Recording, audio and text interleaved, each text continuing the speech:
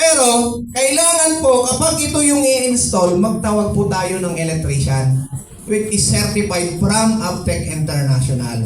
Huwag ho tayong magpapa-install sa hindi po certified ng Aptec. Kasi baka mamaya mali. So, walang pananagutan dyan ngayon ng Aptec, pero masisira tayo. So, kailangan sundin natin yung policy. Ano po? Yan. So, pagdating naman sa 50 microfarad, ito pong 50 microfarad, ipina-plug lang ho yan. Hindi ho yan yung ini-install po sa ating pong main breaker. Sino po may 50 microfarad?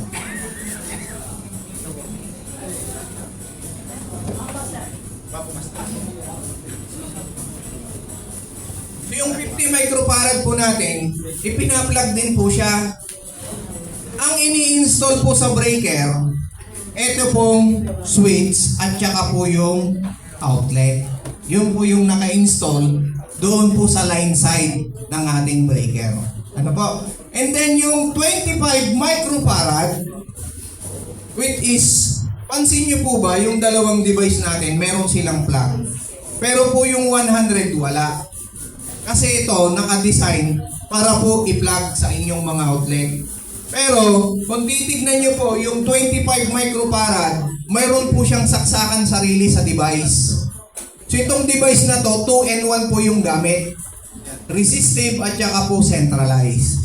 Yun po yung gamit po niya. Ano po? So, kahit saan nyo po yan isasaksak, pwede. Basta po sa plug or outlet ng inyong mga electrical system. So, may mga installer po tayo. Sila po yung mga certified installer. So, ganyan po yung mga na-install po nila.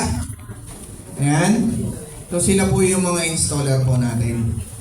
So, ngayon po, ang gagawin ho natin, atin pong i-demo para mas makita nyo kung effective ba talaga itong ating ginagawa. Ano po? Ayan, sige po. Ganito po yon.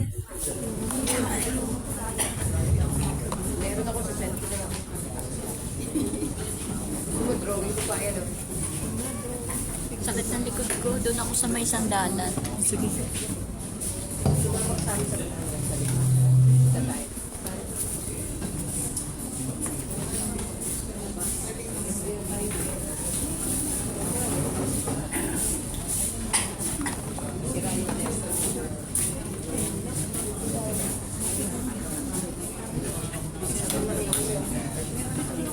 Sige po.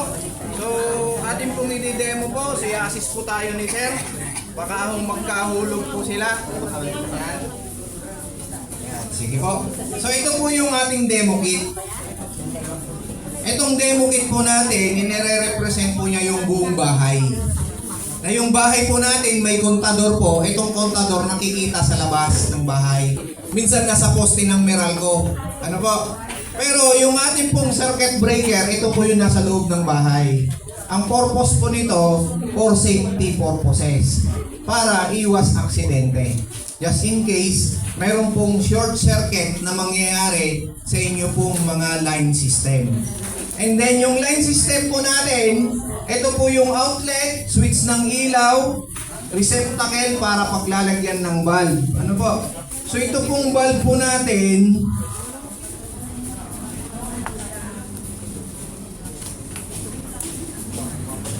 ilang watts po ito? 50 watts. 50 watts. 50. Yan. So 50 watts. So ang ibig sabihin po nito, 50 watts po yung makukonsumo niya. Ano po?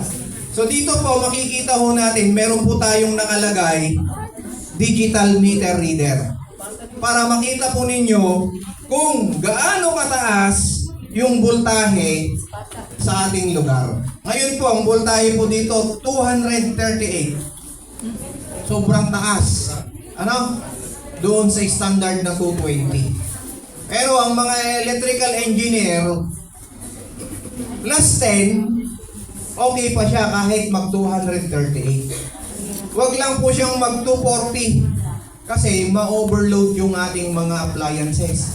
Baka mamaya yung mga TV nyong malalaki, sasabog. Ano po? Kasi masyadong mataas yung source of power. Ano?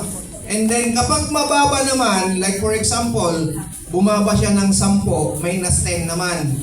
Ano ha? So minus 10, which is 210. Ano? Huwag lang po mag 190. Kasi pag nag 190 yan, stress na po yung inyong appliances. Kasi po, hindi po niya nakukuha yung standard na operation po niya. Kasi kulang yung source of power. Ano? So ngayon, once na meron po tayong isinaksak sa outlet, makikita nyo po dun yung amperahe. So itong gitna, ito po yung amperahe. At dito sa mababa, yung kulay green, ito po yung consumption ng inyong mga appliances na iplinag sa mga outlet ninyo. So bubuhayin po natin itong ilaw. Ano po? So yung ating ilaw, which is 50 watts, so 50 watts, 0.3 yung consumption niya. So may labis, 0.3. Ano? So meaning, mataas kasi yung voltahe. So yung mataas na voltahe, yun po yung sasampa sa ating mga appliances. Ngayon, kapag yan po'y tumagal, hindi nyo pinapatay, maaaring mapundi yung inyo pong bulb kasi ma-overload po siya. Only 50 watts pero labis po yung kanyang na-absorb or nakukonsumo. Ano po? Which is, ito po yung unregulated power. Ngayon, ang gagawin ng ating device, i-regulate po niya yung ating power. Ano po?